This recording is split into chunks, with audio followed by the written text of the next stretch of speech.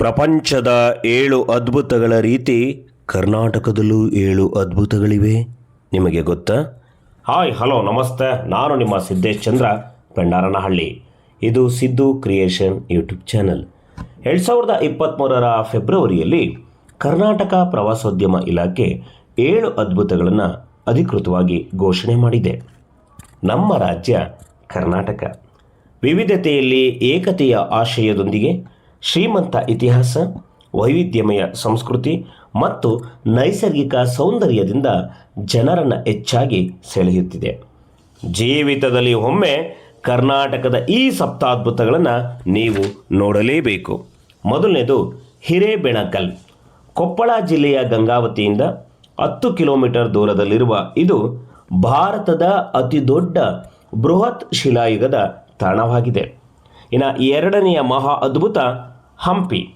ವಿಶ್ವದ ಅತಿ ದೊಡ್ಡ ತೆರೆದ ವಸ್ತು ಸಂಗ್ರಹಾಲಯಗಳಲ್ಲಿ ಒಂದೆಂದು ಕರೆಯುವ ಹಂಪಿ ವಿಜಯನಗರ ಸಾಮ್ರಾಜ್ಯದ ರಾಜಧಾನಿಯಾಗಿತ್ತು. ಇಲ್ಲಿನ ಸ್ಮಾರಕಗಳು ಪ್ರತಿಯೊಂದು ಅದ್ಭುತ.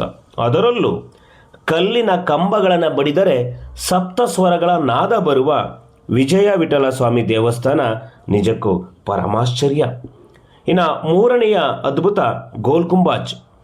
ವಿಜಯಪುರದಲ್ಲಿರುವ ಮಹಮ್ಮದ್ ಆದಿಲ್ ಶಾನಿಂದ ನಿರ್ಮಿತವಾದ 7 ಬಾರಿ ಪ್ರತಿಧ್ವನಿಸುವ ಪಿಸು ಮಾತಿನ ಗ್ಯಾಲರಿ ಹೊಂದಿರುವ ಇದು ಒಂದು ಮಹಾ ಅದ್ಭುತವೇ ಹೌದು.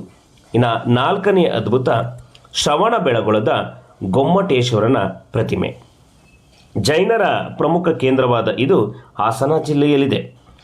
ಗಂಗರ ರಾಜ 4ನೇ ರಾಚಮಲನ ಮಂತ್ರಿಯಾಗಿದ್ದ ಚಾವುಂಡರಾಯ ವಿಂಧ್ಯಗಿರಿ ಬೆಟ್ಟದ ಮೇಲೆ ಏಕಶಿಲೆಯಿಂದ ಕ್ರಿಸ್ತಶಕ 981ರಲ್ಲಿ ಈ ಸ್ಮಾರಕವನ್ನು ನಿರ್ಮಾಣ ಮಾಡಿದ್ದಾನೆ. ಇನ್ನು 5ನೆಯ ಸ್ಮಾರಕ ಮೈಸೂರಿನ ಅರಮನೆ.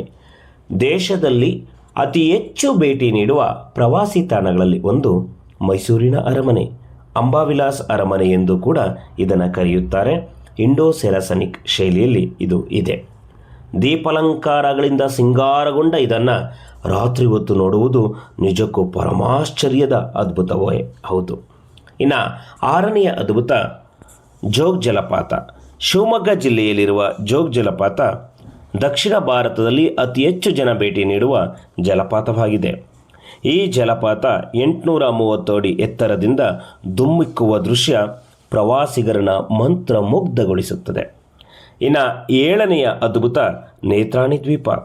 ಕರ್ನಾಟಕದ ಕರಾವಳಿ ತೀರದಲ್ಲಿರುವ ಈ ನೇತ್ರಾಣಿ ದ್ವೀಪ ಅತ್ಯಂತ ಸೊಗಸಾದ ಆಕರ್ಷಣೆಯಾಗಿದೆ. ಮುರುಡೇಶ್ವರದ ಸಮೀಪದಲ್ಲಿ ಈ ದ್ವೀಪವಿದೆ. ಸ್ಕೂಬಾ ಡೈವಿಂಗ್ಗೆ ಏಳಿ ಮಾಡಿಸಿದ ಜಾಗ ಈ ನೇತ್ರಾಣಿ ದ್ವೀಪ.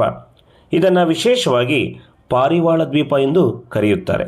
ಹೀಗೆ ಇತಿಹಾಸ, ವಾಸ್ತುಶಿಲ್ಪ ಮತ್ತು ನೈಸರ್ಗಿಕ ಸೌಂದರ್ಯದಿಂದ ಕರ್ನಾಟಕ ಎಲ್ಲ ಪ್ರವಾಸಿಗರನ್ನು ತನ್ನತ್ತ ಸೆಳೆಯುತ್ತಿದೆ. ಧನ್ಯವಾದಗಳು.